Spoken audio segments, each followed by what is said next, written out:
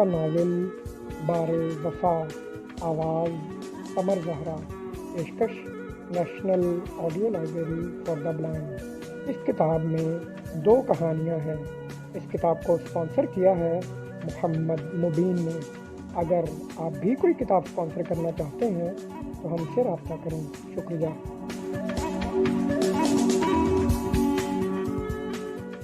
قسط نمبر 7۔ رابی، میں تمہارے بغیر کیسے جیوں گا؟ خدا کے لیے کچھ کرو رابی، میں نے صرف تمہارے سنگ زندگی گزارنے کا سوچا ہے رابی، صرف تمہارے سنگ۔ یہ ممکن نہیں ہے منصور۔ رابعہ کی آنکھیں جل تھل ہو گئی تھیں۔ بابا نہیں مان رہے اور انہوں نے میرا رشتہ طے کر دیا ہے آج کے بعد۔ نہیں رابی، کچھ مت کہنا، میں تو ایک لمحے بھی تمہارے بغیر جینے کا تصور نہیں کر سکتا، اور تم عمر بھر کی جدائیاں دے رہی ہو، تم نے مجھے قتل کر دیا رابی۔ منصور، اس کے لب پھر ہلے تھے اور آنکھوں میں کنکر سے چبھنے لگے تھے۔ تم یہاں؟ موتی پلکوں پر اٹک گئے تھے۔ رابی تم مت رویا کرو، تمہارے آنسوں میرے فسیلے دل ڈھا دیتے ہیں۔ انہوں نے بے اختیار ہاتھ آگے بڑھایا تھا جیسے پلکوں پر اٹکے موتی چن لینا چاہتے ہوں، اور پھر ہاتھ ایک دم نیچے کر لیا اور نگاہیں جھکا دی۔ بظاہر 1 قدم کا فاصلہ تھا، لیکن دونوں کے بیچ صدیوں کی دوری حائل تھی۔ وہ بالکل ویسی ہی تھی۔ ہاں، جسم تھوڑا سا پہلے سے فربا ہو گیا تھا، ہاتھوں میں انگوٹھیاں تھیں اور گلے میں لاکٹ۔ رابی نے تو کبھی زیور نہیں پہنا تھا، وہ تو بہت سادہ سی رہتی تھی۔ مولوی العیار کی نظریں پھر اٹھی تھیں، تبھی اندرونی گیٹ دوبارہ کھلا تھا۔ وہ بہت پیاری سی بچی تھی، بالکل اس کا بچپن۔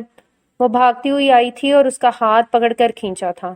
ممی ممی، آج ادھر ہی رک جائیں، نانو کہہ رہی تھیں۔ نظریں جھک گئیں، بیڑیاں صرف ان کے پاؤں میں نہیں تھیں، زنجیریں ادھر بھی پڑی تھیں۔ اندر دور تک جو ایک دھند سی پھیلی تھی، اس دھند میں راستہ واضح ہو رہا تھا۔ تو کیا سفر تمام ہوا؟ انہوں نے خود سے پوچھا۔ نہیں، سفر تو اب شروع ہوا ہے، پہلے بے سمت چل رہے تھے، اب سمت متعین ہوئی۔ ان کے اندر سے کوئی آواز اٹھی تھی۔ پر چل کہاں رہے تھے؟ وہ تو سالوں سے 2 راہیں پر کھڑے تھے۔ ایک راستہ اپنی طرف کھینچتا تھا، دوسرا اپنی طرف۔ جانتے تھے ایک طرف بند گلی ہے اور دوسری طرف منزل غیر واضح اور دور، پھر بھی قدم بار بار بند گلی کی طرف اٹھتے تھے۔ راستہ بند پا کر پلٹتے تو پھر کوئی پیچھے سے دامن کھینچتا، لیکن یکدم ہی آج برسوں بعد سامنے کا راستہ روشن اور واضح ہو گیا تھا۔ انہوں نے آنکھیں بند کر کے قدم اس راستے پر رکھ دیے۔ آج بند گلی سے کسی نے دامن نہیں کھینچا تھا۔ وہ یکدم پلٹے اور بیرونی گیٹ کی طرف قدم بڑھا دیے۔ منصور، منصور پلیز 1 منٹ رکو، یہ تم ہی ہو نا؟ رابعہ کی آواز میں سسکیاں تھیں، آنسو تھے، لیکن مولوی العیار نے پیچھے مڑ کر نہیں دیکھا۔ وصل تو کہیں بھی نہیں، نہ اس راستے پر نہ اس راستے پر، بس ہجر ہی ہجر ہے، فراق ہی فراق ہے۔ تو پھر آنکھیں بند کر کے کسی ایک راہ پر کیوں نہیں چل پڑتا؟ کیوں دونوں طرف بھاگتا ہے؟ ایک راہ چن لے پگلے، کیوں اوہام میں پڑتا ہے؟ حقیقت تیرے سامنے ہے اور تو وہموں میں گرا ہے۔ جھونپڑی والے بابا نے کان میں سرگوشی کی۔ پہلے آرزو، پھر دید، اور پھر ہجر ہی ہجر، لا انتہا ہجر، فراق ہی فراق، تڑپ ہی تڑپ۔ منصور، رابعہ اس کی طرف لپکی۔ اس کی پکار میں درد بھی تھا اور آنسوں بھی اور سالوں کی جدائی کا نوحہ بھی، لیکن مولوی العیار کے اندر ہجر کی جو آگ جل اٹھی تھی، دیدار کی جو طلب جاگ اٹھی تھی، جو تڑپ تھی، اس نے انہیں پیچھے مڑ کر نہ دیکھنے دیا، اور وہ بیرونی بڑے گیٹ کی کھڑکی سے باہر نکل گئے۔ رابعہ کے اٹھتے قدم رک گئے۔ اس نے ایک ہاتھ کی پشت سے رخساروں پر بہتے آنسو پونچھے اور دوسرا ہاتھ تڑپتے مچلتے دل پر رکھا اور اپنے پیچھے کھڑے عبدالقادر کو دیکھا۔ یہ کون تھا عبدالقادر؟ یہ مولوی صاحب تھے باجی جی، اپنے مولوی اللہ یار، بڑے چودھری صاحب نے بلایا تھا جی انہیں۔ مولوی اللہ یار؟ رابعہ کی سوالیہ نظریں اس کی طرف اٹھیں۔ ہاں جی، بڑے مولوی صاحب کے بھتیجے لگتے ہیں جی، 7-8 سال پہلے آئے تھے ادھر، تب تو دیوانے ہی لگتے تھے جی، سب سے پہلے میں نے ہی انہیں دیکھا تھا۔ عبدالقادر تفصیل بتانے لگا۔ رابی، میں پاگل ہو جاؤں گا، مجھے لگتا ہے میں دیوانہ ہو رہا ہوں۔ اتنی محبت میں نے اللہ سے کی ہوتی تو اسے پا لیتا۔ تمہیں کھونے کا تصور اتنا جانکش ہے تو تمہیں کھو کر کیا حال ہوگا میرا؟ بہت پہلے منصور نے ایک بار کہا تھا، میں تو مجنوں کی طرح لیلا لیلا پکارتا پھروں گا تمہیں، تم نے تو مجھے میرا اپنا بھی نہیں رہنے دیا۔ رابعہ، بڑے اللہ والے ہیں جی، میرا ابا بیمار ہوا تھا تو ان کی دعا سے ٹھیک ہو گیا۔ عبدالقادر مولوی اللہ یار کے متعلق بات کرتے ہوئے ہمیشہ جذباتی ہو جاتا تھا۔ رات رات بھر گلیوں میں چکراتے پھرتے ہیں، لوگ تو کہتے ہیں جی۔ اور رابعہ پوری بات سنے بغیر یکدم پلٹی۔ اسے لگا جیسے اس کا پورا وجود اس محبت کی حدت سے جل کر راکھ ہو گیا ہے جس نے منصور علی خان کو مولوی اللہ یار بنا دیا تھا۔ عبد القادر نے حیرانی سے اسے دیکھا، لیکن وہ تیزی سے چلتی ہوئی اندرونی گیٹ کو دھکیلتی اندر چلی گئی۔ عبد القادر سر جھٹک کر کچھ نہ سمجھتے ہوئے باہر کی طرف بڑھ گیا۔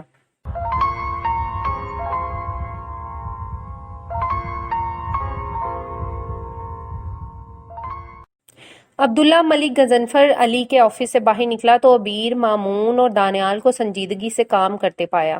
تو صدف آج بھی نہیں آئی؟ اس نے فائل اپنے سامنے ٹیبل پر رکھتے ہوئے پوچھا۔ نہیں۔ عبیر جو کچھ ضروری نوٹس لے رہی تھی سر اٹھا کر اسے دیکھا۔ وہ دراصل ابھی تک بہت اپسیٹ ہے۔ نیچرل بات ہے، اس نے آہستگی سے کہا اور کرسی کھینچ کر بیٹھ گیا اور فائل کھولی۔ یہ قتل کا ایک کیس تھا۔ عابد نامی لڑکے پر الزام تھا کہ اس نے اپنے چچا زاد بھائی کو قتل کر دیا ہے، جبکہ عابد کے والد کا بیان تھا کہ عابد قاتل نہیں ہے، اور ملک غضنفر نے اس کے کیس کی فائل عبداللہ کے حوالے کرتے ہوئے کہا تھا، یہ سچ ہے کہ عابد نے قتل نہیں کیا اور تمہیں اس کی بے گناہی ثابت کرنے میں اپنی صلاحیتیں آزمانی ہیں۔ چند ضروری باتیں پوچھ کر وہ باہر آیا تھا تو عبیر اور مامون بھی آ چکے تھے۔ آج وہ ذرا جلدی آ گیا تھا اور اس کا خیال تھا کہ وہ جلد ہی اٹھ بھی جائے گا، کیونکہ ماسٹر شفیق کی طبیعت پچھلے چند دن سے پھر خراب تھی اور زہرا بیگم کو گھبراہٹ ہوتی تھی۔ عبداللہ گھر پر سوتا تو انہیں تسلی رہتی تھی۔ وہ کیس اسٹڈی کرنے لگا تو مامون نے اپنے سامنے پڑے کاغذات الٹتے پلٹتے ہوئے دانیال کو مخاطب کیا۔ یہ لوگ اتنے کمینے کیوں ہوتے ہیں دانی؟ بس ہوتے ہیں کچھ لوگ ایسے۔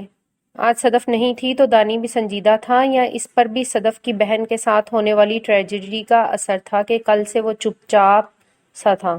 وہ سب لوگ صدف کے گھر گئے تھے اور صدف نے کتنے شوق اور خوشی سے دعوت دی تھی انہیں، لیکن جو وہ وہاں پہنچے تو پتا چلا کہ کرن کے سسرال والوں نے رشتہ توڑ دیا ہے۔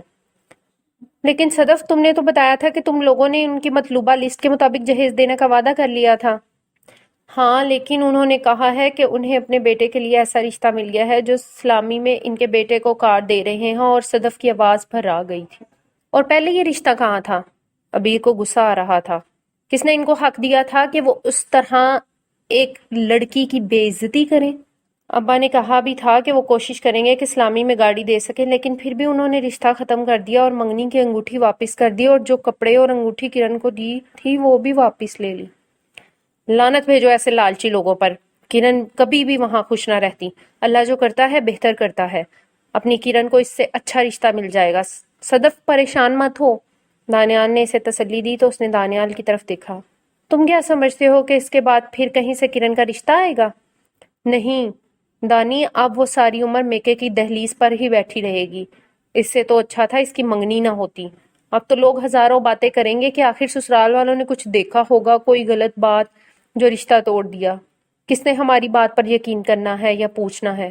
وہ رونے لگی تو سبھی اسے سمجھانے لگے تھے۔ Please Sadaf, take it easy. Abeer نے اسے اپنے ساتھ لگا لیا تھا۔ ریلیکس صدف، یہ زندگی ہے نا، تو اس میں ایسے حادثات ہوتے ہی رہتے ہیں۔ پھر وہ کچھ دیر بعد سنبھل گئی تھی۔ گو اس نے کھانے کا انتظام بھی کر رکھا تھا، لیکن کسی سے کچھ کھایا نہ گیا۔ حالانکہ صدف کے ابا نے بہت کہا، بیٹا کھانا کھاؤ، ہو سکتا ہے کرن کے حق میں اچھا ہی ہوا ہو۔ ہمارے اختیار میں جو تھا ہم نے کیا، اور باقی کا معاملہ اللہ پر چھوڑ دیا۔ پورے گھر میں واحد اس کے ابا ہی تھے جو راضی برضا دکھائی دیتے تھے۔ باقی سبھی اترے چہروں کے ساتھ پریشان تھے۔ اس کی دونوں چھوٹی بہنیں اور بھائی بھی چپ چپ سے تھے۔ کرن تو سامنے ہی نہیں آئی تھی۔ کرن سب سے بڑی تھی، پھر صدف تھی، پھر بھائی تھا، اور پھر دونوں چھوٹی بہنیں تھیں۔ وہ سارے ہی حساس تھے اور گداز دل رکھتے تھے، اس لیے اداس تھے، اور صدف تو اس روز کے بعد سے چیمبر میں ہی نہیں آئی تھی۔ اور کچھ لوگ اتنے کمینے کیوں ہوتے ہیں دانی؟ مامون نے جرح کی۔ اس لیے کہ ان کی نیچر ہی ایسی ہوتی ہے، لالچی اور گھٹیا۔ تو کیا اب کرن کی کبھی شادی نہیں ہو سکے گی؟ پتہ نہیں یار۔ دانیال اب جھنجھلا گیا۔ مجھے کام کرنے دو۔ لیکن کچھ دیر بعد مامون نے قلم میز پر بجا کر اسے پھر اپنی طرف متوجہ کیا۔ سنو دانیال، اگر میں کرن سے شادی کر لوں تو؟ کیا تم سنجیدہ ہو مامون؟ دانیال نے حیرت سے اسے دیکھا۔ عبیر اور عبداللہ بھی اسے ہی دیکھ رہے تھے۔ ہاں بالکل سنجیدہ ہوں۔ کرن کافی خوش شکل لڑکی ہے، پڑھی لکھی بھی ہے، بہت کیئرنگ اور لونگ بھی ہے، بقول صدف کے، اور کھانے بھی اچھے پکاتی ہے۔ तो फिर गैर संजीदगी वाली तो कोई बात नहीं हुई ना। अब्दुल्ला की आंखों में तहसीन थी। इसने मामून की बात को बहुत सराहा। और वो तुम्हारे डॉक्टर वालिद साहब और वालदा साहबा, वो तो ज़रूर रोड़े अटकाएंगे। उन्हें तो तुम्हारे लिए किसी डॉक्टर लड़की की तलाश होगी, और फिर भला वो एक मुतवस्सित तबके की लड़की को कहाँ कबूल करेंगे। यार, मेरे वालिद साहब पहले ही मुझसे मायूस हो चुके हैं, और उन्होंने अपना दस्ते शफकत उसी वक्त मेरे सर से उठा लिया था जब इनकी ख्वाहिश के बरक्स मैंने डॉक्टरी को छोड़कर वकालत का पेशे अपनाने को तरजीह दी थी। और मेरी वालदा इस मामले में बहुत नाइस है। और वो क्या नाम है उस बेचारी का, क्या होगा नसरीन का? दानियाल ने हाथ नचाते हुए मासूमियत से पूछा तो मामून ने फाइल उठाकर उसे मारी, जिसे उसने हाथों में कैच करते हुए बल खाकर बहुत अदा से इसे देखा। हाय मैं सदके जावां, मैं ते मर जावांगी। उसने ताली बजाई तो अब्दुल्ला मुस्कुराकर फाइल पर झुक गया और मामून ने झिंझलाकर कहा, तुम संभाल लेना नसरीन को। संभालने को तो संभाल लूं, लेकिन फिर सदफ का क्या बनेगा? हर कोई मामून तो नहीं होता ना। उसकी नजरों में सताइश थी। वो एकदम संजीदा हो गया। तुम्हारे इस फैसले से मुझे बहुत खुशी हुई है मामून। तुम यकीनन एक काला ज़रफ़ शख्स हो। अब मक्खन मत लगाओ यार, शादी तो मुझे करनी ही थी, तो किरण से ही सही। तुम्हारा फैसला बहुत उम्दा है मामून। किरण बहुत अच्छी है, और तुम किरण जैसी लड़की के साथ यकीनन एक कामयाब जिंदगी गुजारोगे। अबी ने भी राय दी। मैं जब भी किरण से मिली, इसकी किसी न किसी खूबी ने मुझे मुतासिर किया। मैं फ़ोन करके सदफ को ये खुशखबरी सुनाऊं? दानियाल ने पूछा। नहीं, पहले मैं मम्मा और पापा से बात कर लूं। यूं तुम्हें सदफ से बात करनी है तो किसी बहाने के बगैर भी कर सकते हो, मामून ने जवाब दिया। तो दानियाल ने उसे घूर कर देखा और अपने सामने पड़े कागजों की तरफ मुतवज्जह हो गया। कुछ देर बाद मलिक गजनफर अली किसी से बातें करते हुए बाहर निकले। ये साहब कुछ देर पहले ही अंदर गए थे, और जब अब्दुल्ला मलिक साहब से आबिद के केस की फाइल लेकर बाहर आ रहा था तो उन्होंने मलिक साहब से पूछा था, ये लड़का कौन है अली भाई? अब्दुल्ला है, बहुत अच्छा लड़का है, ज़हीन और नेक सीरत। आपने गौर किया इसकी शक्ल किसी से मिलती है? नहीं, लेकिन अपनायत सी महसूस होती है इसके लिए। हाँ, मुझे भी एक नज़र देखकर ऐसा लगा जैसे मैंने पहले भी कहीं इसे देखा है। शायद किसी के साथ इसकी मुशाबहत है, लेकिन समझ में नहीं आ रहा किसके साथ। हो जाता है भाई, अक्सर किसी की शक्ल में किसी और की शबाहत दिखती है, हालांकि कोई रिश्ता नाता नहीं होता। मलिक गजनफर ने बात खत्म कर दी थी, लेकिन वो शायद अभी भी उलझा हुआ था कि वो ज़रा की ज़रा अब्दुल्ला की टेबल के पास रुका। बेटा, आपके वालिद क्या करते हैं? जी, उनका तो इंतकाल हो चुका है, अब्दुल्ला ने खड़े होते हुए बताया। ओह, वेरी सैड। क्या नाम था उनका? रफ़ीक अहमद। अब्दुल्ला मुअद्दिब खड़ा था। बैठो, बैठ जाओ अब्दुल्ला। मलिक गजनफर ने इसे बैठने का इशारा किया और अपने साथ वाले शख्स के कंधे थपथपाए। होता है, मुझे भी गुमान गुजरा था, और मुझे तो हर 10वें बंदे में इसकी शबाहत दिखाई देती है। रुक जाता हूँ, ध्यान से देखता हूँ, कहीं वो तो नहीं है उसका पर तो। मैं कोई भूला हूँ उसे? और कौन भूला है उसे? हर लम्हा हर एक के दिल में रहता है। कहने को 35 बरस बीत गए। आपका तो वो भाई था, मेरा तो दोस्त था अली भाई। मैं एक लम्हा नहीं भूलता उसे, इतना ही प्यारा था वो।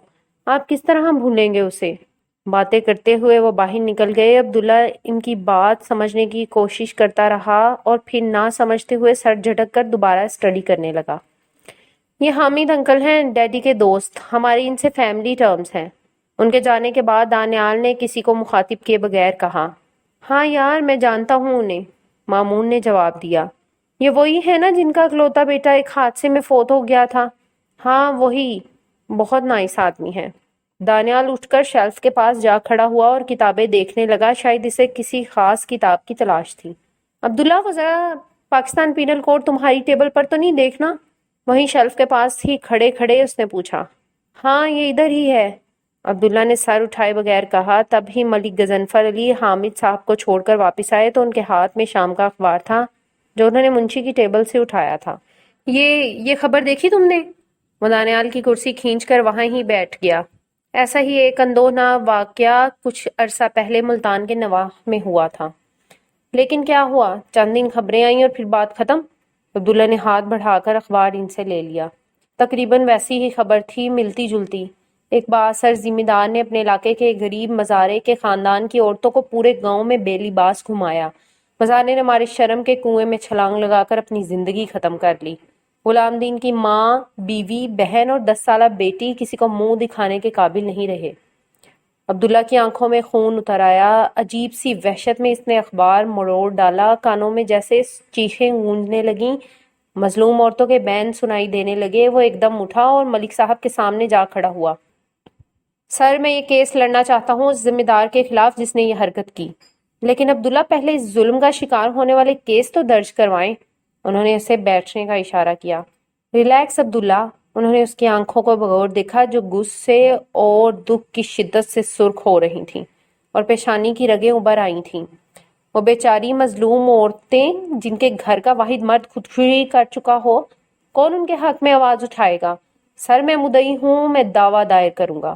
ابھی نے جو اس دوران مڑا توڑا اخبار اٹھا کر اس خبر کو پڑھا ہی تھا، چونک کر کہا، سلطان نگر، ارے یہ تو ہمارا گاؤں ہے۔ تمہارا گاؤں؟ اپنی بات ادھوری چھوڑ کر عبداللہ اس کی طرف متوجہ ہو گیا۔ ہاں سلطان نگر یہ تو ہمارا ہی گاؤں ہے، لیکن اثر ذمہ دار کون ہو سکتا ہے؟ وہ بڑبڑائی۔ ابھی پلیز، یہ اگر تمہارا ہی گاؤں ہے تو تمہیں میری مدد کرنا ہے، اس ظلم کے خلاف میرا ساتھ دینا ہے۔ عبداللہ ملک غضنفر کے سامنے سے ہٹ کر ابیر کے سامنے جا کھڑا ہوا تھا۔ ہاں لیکن وہ الجھ گئی تھی۔ اس کے تایا اور بابا جان کے علاوہ اور کون ہے وہاں؟ بااثر چودھری نثار، پپھو جانی کے جیٹھ، مگر وہ تو بہت نیک اور پرہیزگار آدمی ہے، اور پپھو کے سسر بھی اس طرح کے ہیں، تو پھر کیا تایا جان؟ نہیں نہیں نہیں، اس نے خود ہی تردید کی اور گھبرا کر عبداللہ کی طرف دیکھا۔ تم کل ہی چلو پلیز میرے ساتھ اپنے گاؤں، ان عورتوں سے ملو، ان کو مجبور کرو کہ وہ مجرموں کے خلاف FIR کٹوائیں، میں ان کا مقدمہ لڑوں گا، میں سزا دلواؤں گا مجرموں کو۔ اوکے اوکے عبداللہ، ریلیکس، ہم سب تمہارے ساتھ ہیں۔ دانیال نے اس کے کندھے پر ہاتھ رکھا۔ کیوں ابیر؟ ہاں بالکل، ہم سب تمہارے ساتھ ہیں عبداللہ، ہم سب اس ظلم کے خلاف آواز اٹھائیں گے۔ ابیر نے سر اٹھا کر بہت اعتماد سے کہا تو عبداللہ کے اکڑے ہوئے اعصاب ڈھیلے ہوئے اس نے مڑ کر ملک غضنفر علی کی طرف دیکھا جو اس کی ایک ایک حرکت کو بغور دیکھ رہے تھے۔ اس کا اضطراب، اس کی بے چینی اور تڑپ۔ سر، قانون عورت کی اس طرح بے حرمتی کرنے والوں کے لیے کیا سزا تجویز کرتا ہے؟ میرے ساتھ آؤ عبداللہ۔ کسی گہری سوچ میں ڈوبے انہوں نے عبداللہ کو اپنے پیچھے آنے کا اشارہ کیا اور اپنے آفس کا دروازہ کھول کر اندر چلے گئے۔ عبداللہ نے ایک نظر مامون اور دانیال پر ڈالی اور ان کے پیچھے ان کے آفس میں چلا گیا۔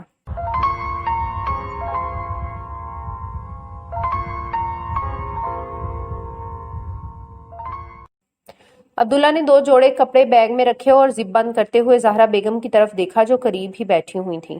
ہو سکتا ہے امی جان مجھے 2-3 دن لگ جائیں، آپ پریشان مت ہوئیے گا۔ بس بیٹا تم فون کر دینا، وہاں جا کر فکر رہے گی۔ جی امی جان۔ لیکن بیٹا تم نے یہ نہیں بتایا کہ تم کیوں جا رہے ہو؟ یوں ہی امی جان، اچانک پروگرام بن گیا۔ ابیر اس کے بابا جان بہت دنوں سے کہہ رہے تھے اپنے گاؤں جانے کا۔ میرے ساتھ مامون وغیرہ بھی ہیں، ہم ابیر کی گاڑی میں ہی جا رہے ہیں۔ عبداللہ نے اصل بات بتانی مناسب نہ سمجھی۔ ابیر کے نام پر انم نے جو زہرا بیگم کے پاس ہی بیٹھی دوپٹے کو لیس لگا رہی تھی چونک کر عبداللہ کی طرف دیکھا۔ اس کا چہرہ سپاٹ تھا، وہ کسی گہری سوچ میں تھا۔ کیا عبداللہ ابیر کو واقعی پسند کرتا ہے؟ اس کے دل میں جیسے کسی نے چٹکی سی لی۔ اس شخص کو کھو دینے کا احساس کس قدر جان لیوا تھا، اور یہ ابا جان کی خواہش تھی نا کہ میں اور عبداللہ، ضروری تو نہیں کہ عبداللہ بھی ایسے ہی سوچتا ہو، اور ابیر تو واقعی چاہے جانے کے قابل ہے۔ ابیر کو دیکھ کر تو وہ خود بھی ایک لمحے کو مبہوت رہ گئی تھی۔ کومل نے جو کچھ ابیر کے متعلق بتایا تھا وہ صحیح تھا۔ دھیمے دھیمے لہجے میں باتیں کرتی، سفید لباس میں وہ صبح کی کرن کی طرح لگ رہی تھی۔ وہ اور صدف اچانک ہی ماسٹر شفیق احمد کی مزاج پرسی کے لیے آ گئی تھیں۔ عبداللہ نے کئی بار بتایا کہ چچا جان بیمار ہیں، ہم لوگ حاضر ہی نہ ہو سکے۔ اپنے ساتھ لائے پھل اور پھول ٹیبل پر رکھتے ہوئے ابیر نے کہا تو انم چونکی تھی۔ ارے آپ پہلے کبھی کیوں نہیں آئی ہمارے گھر؟ سمین کو بھی وہ بہت اچھی لگی تھی۔ یا آپ کی آمد کا اعجاز ہے ابیر باجی کے سمو آپی بھی اپنے حجرے سے باہر نکلی ہیں، ورنہ یہ تو ہر وقت کتابوں میں گھسی رہتی ہیں۔ ڈاکٹر بننا ہے انہیں۔ کومل چہکی تھی، اسے ابیر کے آنے کی بے حد خوشی تھی۔ اچھا، ابیر نے مسکرا کر اسے دیکھا۔ ڈاکٹر بننے کے لیے محنت تو کرنا پڑتی ہے۔ ہاں لیکن سمو آپی تو اب بالکل ہی ٹائم نہیں دیتی، اتنے دن ہو گئے میرے ساتھ نہ لوڈو کھیلنی نہ کارڈز۔ کومل نے برا سا منہ بنایا تو ابیر نے ہنستے ہوئے سمن سے کہا، یہ تو بہت بری بات ہے، تم ہماری گڑیا کو ٹائم دیا کرو۔ سب کو ہی عبیر اور صدف اچھی لگی تھی اور سب نے گلہ کیا تھا کہ وہ اس سے پہلے کبھی یوں کیوں ان کے گھر ملنے نہیں آئی۔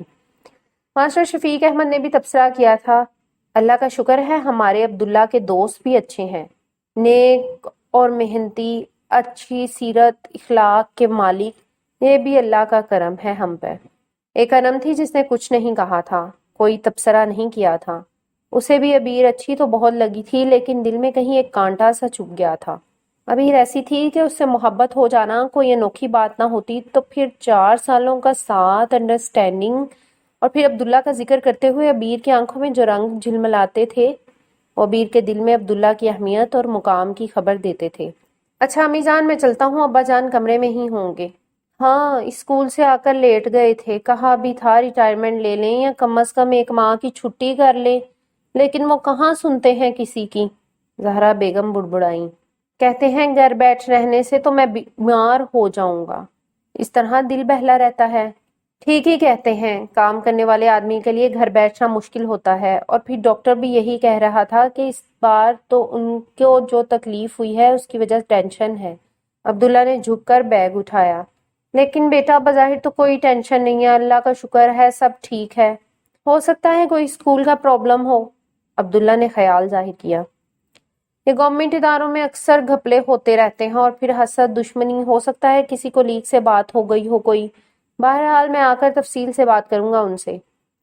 ہاں بیٹا ضرور کرنا، ہر وقت لیٹے چپ چاپ پتہ نہیں کیا سوچتے رہتے ہیں، اور پھر تم سے کیا چھپائیں گے۔ جی امی جان، خدا حافظ۔ اور ہاں انم، وہ میری ڈائری میں عبیر کا موبائل نمبر ہے، اگر کوئی ایمرجنسی ہو جائے تو کال کر لینا۔ کیا زیادہ دن رکیں گے؟ بے اختیار انم کے لبوں سے نکلا۔ ارادہ تو نہیں، لیکن ہو بھی سکتا ہے، اتنے عرصے سے عبیر کے بابا جان کہہ رہے تھے کہ ان کے گاؤں آئیں ہم لوگ، اور اب جب اتفاقاً جا رہے ہیں تو عبیر کے خیال میں اس کے بابا جان ہمیں اتنی جلدی نہیں آنے دیں گے۔ اور یہ حقیقت تھی، ارادہ تو صرف عبداللہ کے جانے کا تھا، لیکن عبیر نے سب کو دعوت دے دی تھی۔ اسی بہانے آپ لوگ بھی میرا گاؤں دیکھ لیں گے، یوں بھی بابا جان کہتے رہتے ہیں ان کا اپنا فش فارم ہے، اور پھر ملتان سائڈ پر آم کے باغات ہیں، آموں کا موسم ہے، آم بھی آئے ہوں گے، تیتر اور ہرن وغیرہ کا شکار بھی ملتا ہے، سو تب بھی تیار ہو گئے تھے۔ ڈاکٹر احسان کا بھی فون نمبر لکھا ہے ڈائری میں، اگر اچانک چچا جان کی طبیعت خراب ہو جائے تو فون کر دینا، وہ گھر آ جائیں گے۔ ڈائری میرے کمرے میں ٹیبل پر پڑی ہے، کتنا خیال ہے اسے ہر بات کا، زہرا بیگم نے سوچا۔ اپنا بیٹا بھی ہوتا تو کیا خبر کیسا ہوتا، شاید خدا نے اس یتیم بچے کو پالنے کا صلہ دیا ہے، اتنی محبت، اتنا خیال کرتا ہے یہ، کبھی ایک لمحے کو محسوس نہیں ہوتا کہ اسے میں نے جنم نہیں دیا۔ ان کی آنکھیں نم ہوئیں تو عبداللہ نے بیگ رکھ کر ان کے قریب بیٹھتے ہوئے ان کا ہاتھ تھام لیا اور آنکھوں سے لگا کر چوما۔ آپ رو رہی ہیں امی جان، میں کوئی مہینوں کے لیے تو نہیں جا رہا، بس چند دن کی بات ہے۔ بس یوں ہی آنسو آ گئے آنکھوں میں، پہلی بار اتنے دنوں کے لیے جا رہے ہو نا؟ وہ انہیں حوصلہ اور تسلی دیتا ہوا بیگ اٹھا کر باہر نکل آیا۔ امی جان سے چند دن کی جدائی برداشت نہیں ہو رہی، اور اگر لمبی جدائی برداشت کرنا پڑی تو کیا کریں گی وہ؟ ظاہر ہے عبیر سے شادی کر کے وہ یہاں تو نہیں رہے گا، اس پرانے محلے کے قدیم مکان میں۔ انم نے تلخی سے سوچا اور آنکھوں میں آئے آنسو ماں سے چھپانے کے لیے جلدی سے منہ موڑ کر اٹھ کھڑی ہوئی اور باہر برآمدے میں رک کر ماسٹر شفیق احمد کے کمرے کی طرف دیکھا۔ عبداللہ بھی ان کی طرف گیا تھا اور وہ وہیں برآمدے میں ہی ٹھہر گئی۔ ماسٹر شفیق احمد جو آنکھیں موندے لیٹے تھے، اس کے بلانے پر چونک کر اٹھ بیٹھے۔ آپ لیٹے رہے چچا جان، میں آپ کو خدا حافظ کہنے آیا تھا۔ عبداللہ نے انہیں اٹھنے سے منع کیا۔ کہیں جا رہے ہو کیا؟ جی رات کو آپ کو بتایا تھا نا چچا جان، میں سلطان نگر جا رہا ہوں۔ سلطان نگر؟ مگر کیوں جا رہے ہو وہاں؟ ماسٹر شفیق احمد نے بے حد مضطرب ہو کر پوچھا۔ شاید آپ کی طبیعت ٹھیک نہیں ہے، رات آپ کو بتایا تو تھا کہ ہم سب عبیر کے گاؤں جا رہے ہیں۔ ہاں یاد آ گیا، رات تم نے ذکر کیا تھا، اور یہ عبیر کا گاؤں کہاں ہے؟ انہوں نے کسی قدر پرسکون ہوتے ہوئے پوچھا۔ یہ جھنگ سائڈ پر ہی ہے کہیں۔ جھنگ سائڈ پر؟ ان کے اندر پھر جیسے کسی اضطراب نے کروٹ لی تھی۔ یہاں سے اتنی دور ہے، اور یہ عبیر لوگ یہاں رہتے ہیں؟ ایکچولی اس کے بابا جان کا یہاں بزنس ہے، ان کا آفس بھی اسلام آباد میں ہے، امپورٹ ایکسپورٹ کا کام بھی ہے۔ کیا ذمہ دار نہیں ہے وہ؟ زمینیں بھی ہیں، لیکن عبیر کے بابا جان کو زمینداری سے کوئی خاصی دلچسپی نہیں، وہ بہت شروع سے ہی اسلام آباد میں سیٹل ہو گئے تھے۔ اچھا خیر، انہوں نے خود کو سنبھالا۔ کب تک لوٹو گے؟ جلد ہی آ جاؤں گا، فکر مت کیجیے گا، اور مجھے ایک کام بھی تھا، تفصیل آ کر بتاؤں گا۔ مگر بیٹا تم لوگوں کو صبح سویرے روانہ ہونا چاہیے تھا۔ بس چچا جان آج ایک کیس کے سلسلے میں کورٹ میں گواہ پیش کرنے تھے، سو تاخیر ہو گئی۔ یوں بھی گرمی ہے، شام کا سفر اچھا رہے گا۔ آپ کے متعلق میں نے انم کو سمجھا دیا ہے، ذرا سی بھی طبیعت میں گرانی محسوس ہو تو انم سے کہہ کر ڈاکٹر احسان کو بلا لیجیے گا۔ ماسٹر شفیق احمد نے محبت سے اسے دیکھا۔ ٹھیک ہے، جاؤ بیٹا، اپنا خیال رکھنا اور اپنے پہنچنے کی اطلاع ضرور دینا۔ انہوں نے اٹھ کر اسے گلے لگایا۔ آپ فضول باتیں سوچ سوچ کر اپنا دماغ مت تھکایا کریں، میں ہوں نا آپ کا بیٹا، جو بھی مسئلہ آپ کو پریشان کر رہا ہے مجھ سے شیئر کریں اور میں واپس آ کر آپ سے بات کروں گا، اور آپ مجھ سے کچھ بھی نہیں چھپائیں گے۔ میں جانتا ہوں کوئی بات آپ کو پریشان کر رہی ہے نا؟ تمہارے جیسے بیٹے کے ہوتے ہوئے مجھے بھلا کیا پریشانی ہو سکتی ہے بیٹا؟ اور جو بھی پریشانی ہوگی وہ تم سے نہیں کہوں گا تو کس سے کہوں گا؟ تم تو میرا مان ہو، میری جان ہو۔ اوکے، پھر آ کر بات ہوگی۔ اللہ حافظ بیٹا۔ عبداللہ بیگ اٹھائے باہر آیا تو برآمدے میں کھڑی انم کو دیکھ کر ٹھٹک گیا۔ تم یہاں کیوں کھڑی ہو انم؟ یوں ہی۔ انم نے ذرا نظریں اٹھائیں اور پھر جھکا دیں۔ عبداللہ نے بغور اسے دیکھا، اس کے چہرے پر وہ پہلے جیسی بشاشت نہ تھی، کوئی حزن تھا جو پورے وجود پر پھیلا محسوس ہوتا تھا، ورنہ پہلے تو وہ بہت پرسکون اور خوش رہا کرتی تھی۔ کیا گھر میں کوئی بات ہوئی ہے جس سے وہ بے خبر ہے؟ عبداللہ نے سوچا۔ چچا جان بھی پریشان سے لگتے ہیں، گو اپنی پریشانی چھپاتے ہیں، اور انم بھی اپسٹ سی لگتی ہے۔ میں ان دنوں مصروف بھی تو بہت ہو گیا ہوں۔ کہیں انم کی شادی وغیرہ کا تو کوئی مسئلہ نہیں؟ ممکن ہے امی جان اور چچا جان انم کی شادی کرنا چاہتے ہوں اور وہ بھی پڑھنا چاہتی ہو۔ انم تم کچھ پریشان لگتی ہو۔ نہیں تو، انم نے مسکرانے کی کوشش کی۔ میں یوں ہی کھڑی ہو گئی تھی کہ آپ ابا جان سے مل کر آئیں گے تو گیٹ بند کر دوں۔ میں یہاں کھڑے ہونے کا سبب نہیں پوچھ رہا انم، میں پوچھ رہا ہوں تمہیں کیا پریشانی ہے؟ کچھ بھی نہیں، اس نے پلکیں جھپکیں۔ کیا بات ہے انو؟ عبداللہ دل گرفتہ ہو گیا۔ سب لوگ اب مجھ سے اپنی باتیں چھپانے لگے ہیں انو۔ میں وہی عبداللہ ہوں جس سے تم اپنی ہر بات کرتی تھی، اور چچا جان بھی اپنی ہر بات مجھے بتاتے تھے، حالانکہ تب میں چھوٹا تھا، ان کی پریشانی دور بھی نہیں کر سکتا تھا، اور جب میں اس قابل ہو کہ ان کی پریشانی کا بوجھ اٹھا سکوں تو وہ کچھ نہیں کہہ رہے۔ ہاں ابا جان تو واقعی پریشان لگتے ہیں، امی جان بھی کتنی بار پوچھ چکی ہیں ان سے، لیکن میں تو پریشان نہیں ہوں۔ انو اب تم مجھ سے جھوٹ بھی بولنے لگی ہو، عبداللہ نے شکوہ کیا۔ میں آپ سے کیا کہوں عبداللہ کہ میرے دل نے آپ کی چاہ کر ڈالی ہے انجانے میں، اور یہ کوئی کہنے والی بات تو نہیں ہے، میں تو خود اپنی نظروں میں گر جاؤں گی۔ کاش شبیر آپ کی زندگی میں نہ آئی ہوتی عبداللہ، اور اگر آئی تھی تو میں نے آپ کی ہمسفری کے خواب نہ بنے ہوتے۔ تم خاموش کیوں ہو انم؟ کیا سوچنے لگی؟ میں سوچ رہی تھی کہ آپ کو غلط فہمی ہوئی ہے، کوئی اور بات نہیں ہے، بس ابا جان کی بیماری اور پریشانی سے کبھی اپسیٹ ہو جاتی ہوں۔ اگر صرف اتنی سی بات ہے تو ڈونٹ وری، میں خود سوچ رہا ہوں کہ آ کر انہیں کسی بہت اچھے اسپیشلسٹ کے پاس لے جاؤں گا۔ اوکے، آپ پریشان مت ہونا اور چچا جان کا بہت خیال رکھنا۔ انم نے سر ہلا دیا اور اس کے ساتھ ساتھ چلتی ہوئی گیٹ تک آئی۔